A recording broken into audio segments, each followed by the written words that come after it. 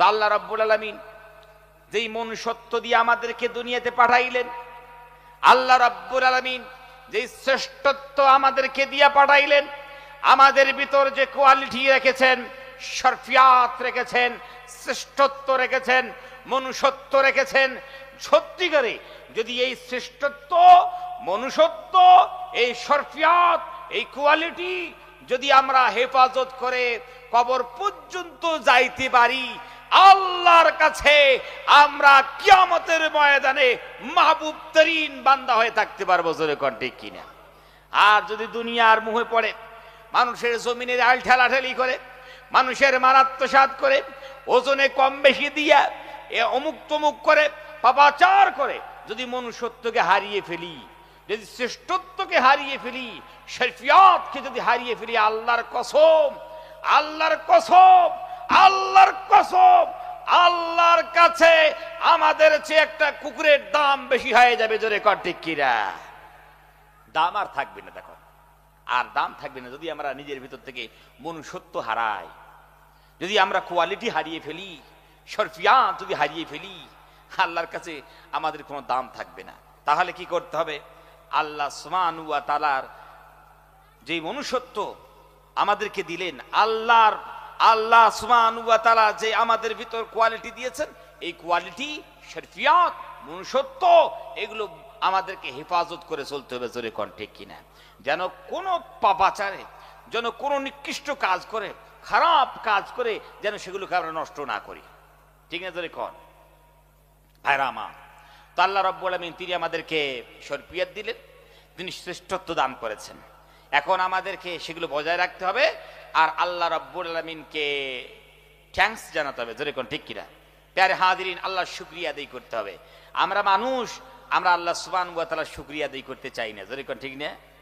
ওই জন্য আল্লাহ সুবহানাহু ওয়া তাআলা ডাক দিয়ে জিজ্ঞাসা করে বান্দারে, ফাবি আই আলাই রাব্বিকুমা তুকাযযিবান। আল্লাহু আকবার।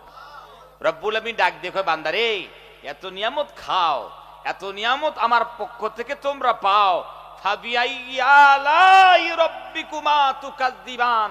বলো তো সারা জীবন কোন কোন নিয়ামত গুলার তোমরা অস্বীকার করবে আর নাফরমানি করবে? সারা জীবন কি নাফরমানি করবে? কোন কোন নিয়ামত তোমরা নাশুকরিয়া করবে বলো? ভাইরা আমার, রাস্তা দিয়া যায়, একজন মানুষ ডাক দিয়ে কয়, ভাইজান মোটরসাইকেলের স্ট্যান্ডটা তুলুন।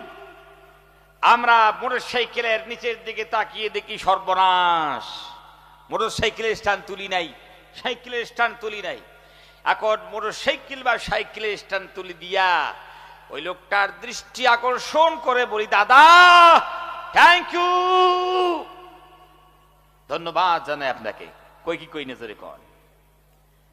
ভাই কি ব্যাপার, এত উচ্চ কণ্ঠে আপনি ওই মানুষটাকে থ্যাঙ্কস জানাইলেন? বলে, ভাই জানেন না, আগত বিপদ থেকে আমাকে বাঁচাইল। খুব ভালো কথা। আমি এখানে কোনো ইন্টারফেয়ার করার জন্য আসিনি। আমি বলতে চাই, এই যে আগত বিপদ থেকে বাঁচাইলো, প্যারে হাজিরিন, মানুষের শুকরিয়া আদায় করবে, এটা কিন্তু মানুষের ভিতর খুব ভালো গুণ। ঠিক না? শুকরিয়া আদায় করার জন্য 1 কেজি একখানা কলিজা লাগবে। যেরকম ঠিক কিনা? ছোট কলিজা দিয়ে জীবনে মানুষের শুকরিয়া আদায় করা যাবে না। ঠিক কিনা? মানুষের শুকরিয়া আদায় করতে গেলে ভিতরে কলিজা দরকার। ঠিক না ভাই আমার?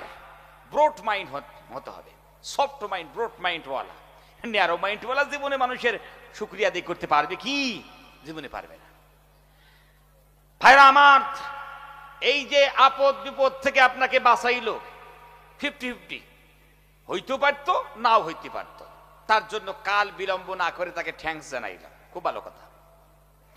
কিন্তু যেই আল্লাহ অযাচিত ভাবে এত নিয়ামত দিলেন, এত অনুগ্রহ করলেন, এত এহসান তিনি করলেন, আর করে তিনি যাচ্ছেন, প্রতিনিয়ত কত আপদ বিপদ মুসিবত থেকে তিনি বাঁচাচ্ছেন, সেই আল্লাহ সুবহানাহু ওয়া তাআলাকে কি কখন সিজদা অবনত চিত্তে আমরা বলতে পেরেছি আল্লাহ থ্যাংক ইউ?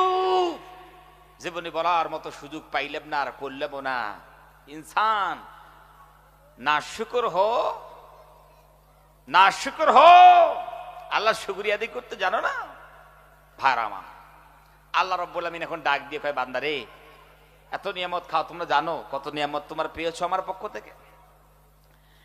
রব্বুল আলামিন মানুষের দৃষ্টি আকর্ষণ করে সুন্দর করে ডাক দিয়ে কয়, বান্দারে ওয়াইন তাউদ্দু নি'মাতাল্লাহি লা তুহসুহা। আল্লাহু আকবার।